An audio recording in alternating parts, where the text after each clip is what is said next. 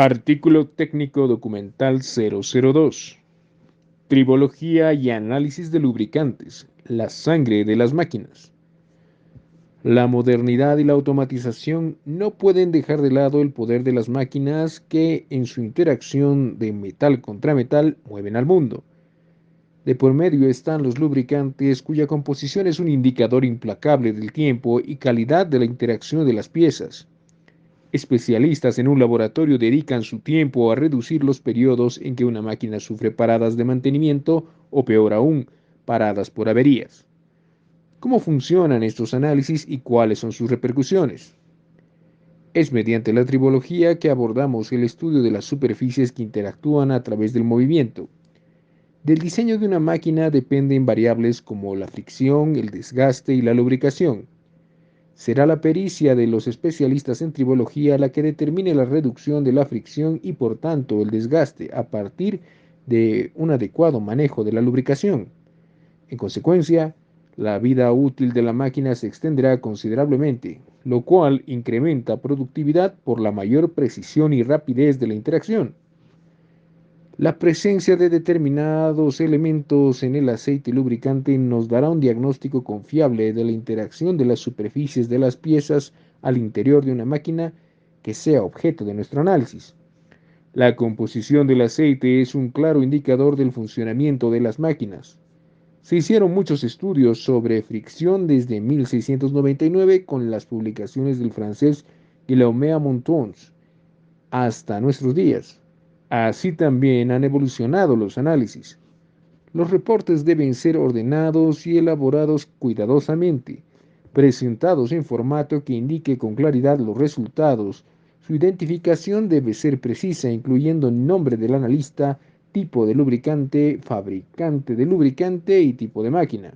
A partir de este informe se indica el estado de esa máquina y el del lubricante con el que opera. Informar de los valores normales, anormales y críticos es tarea del analista, quien debe recomendar un plan de acción en proporcionalidad a la gravedad del problema. Uno de los parámetros a evaluar es la viscosidad. Es por definición la prueba más común para un lubricante debido a su importancia. Mide la resistencia que opone un lubricante a fluir a una temperatura específica. Una viscosidad incorrecta para la carga no podrá formar la película lubricante requerida en los puntos de contacto. Además, el calor y la contaminación no serán disipados y eliminados con la rapidez requerida. Así el lubricante no podrá proteger adecuadamente los componentes de la máquina. En resumen, sin la viscosidad correcta existirá sobrecalentamiento, desgaste acelerado y en última instancia la falla de la pieza. La unidad en la que se registra la viscosidad dentro de la norma ISO, International Organization for Standardization, es el Centristox, CST. Los lubricantes industriales son identificados de acuerdo con su grado de viscosidad ISO-VG, Viscosity Grade. La clasificación en un grado ISO requiere que la viscosidad del aceite esté dentro de más o menos 10% del grado correspondiente. De este modo, para estar en un grado ISO VG 220, apropiado para turbinas de gas, turbinas de vapor y sistemas hidráulicos, deberá estar entre 198 y 242 centistocks, siempre tomando en cuenta que esta medición de la viscosidad cinemática debe realizarse a una temperatura de 40 grados centígrados. De sobrepasar el 10% inferior o superior, ya se considera una viscosidad anormal. En la línea de predecir el comportamiento de una máquina se analizan los metales y aditivos presentes en su lubricante.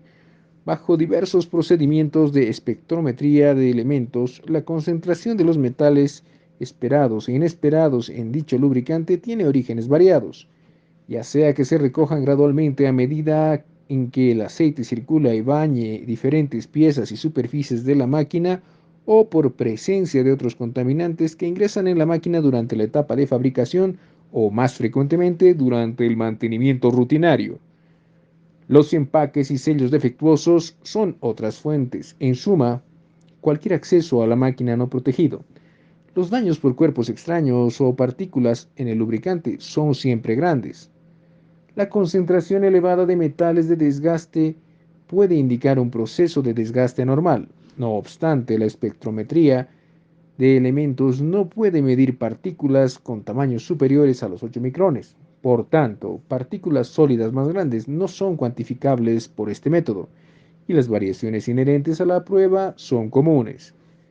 La espectroscopía de absorción atómica se basa en las diferencias de energía entre el estado excitado E1 y el estado fundamental E sub 0, como se encuentra descrito en la ecuación de Planck.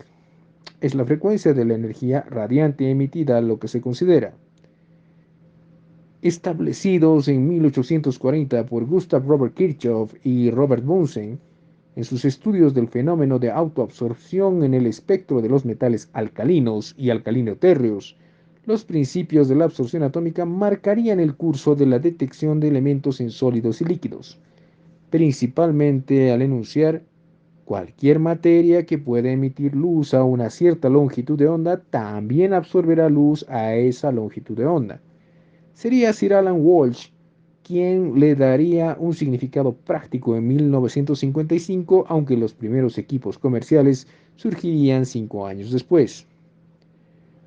Un átomo podrá absorber radiación solamente de una longitud de onda, frecuencia específica. Por esto, la absorbancia es directamente proporcional a la concentración de las especies absorbentes.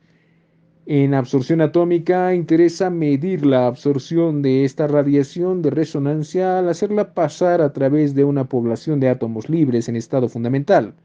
Estos átomos absorberán parte de la radiación en forma proporcional a su concentración atómica. La relación entre absorción y concentración se encuentra definida en la ley de Lambert-Beer.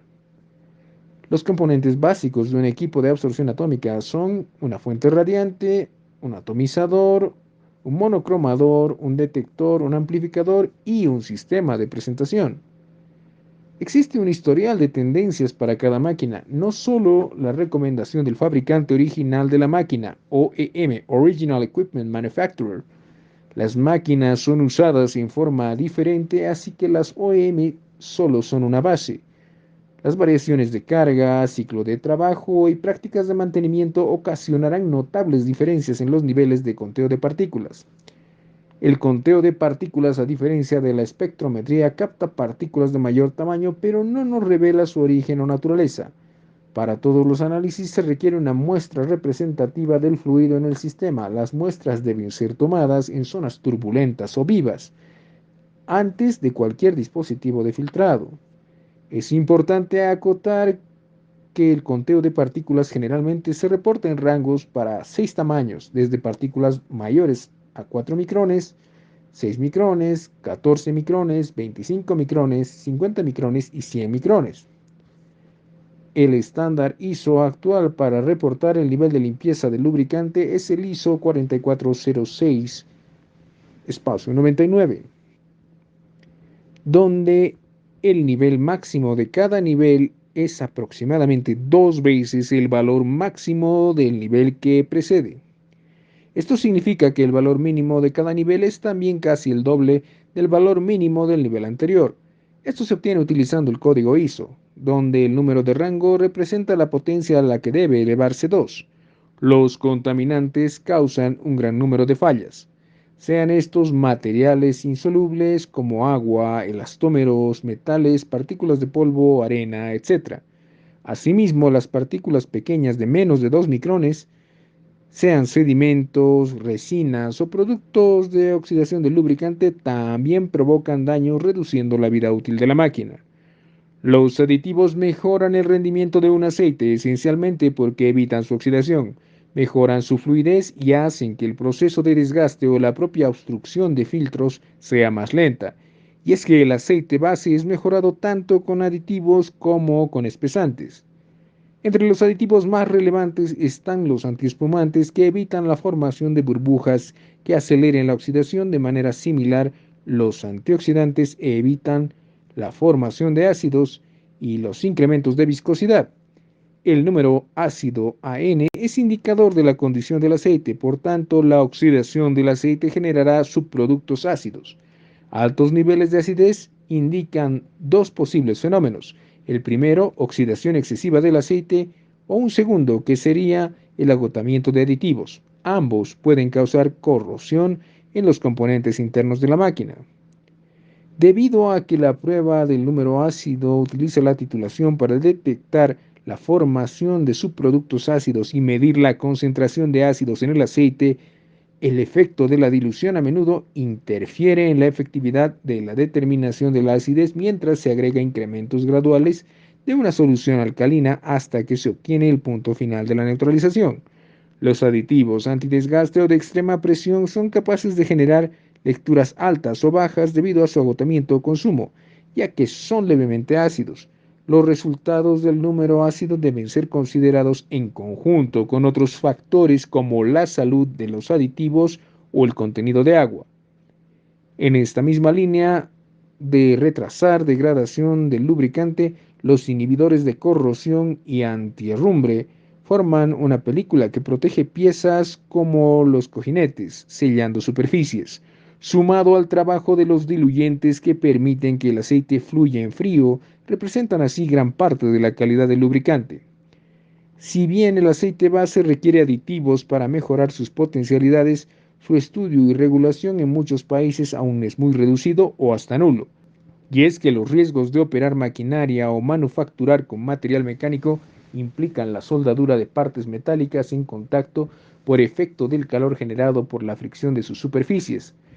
Es justo ahí donde la presencia de componentes antidesgaste y aditivos de extrema presión EP resulta esencial en la formación de una película sólida de lubricante que evite el contacto metal contra metal.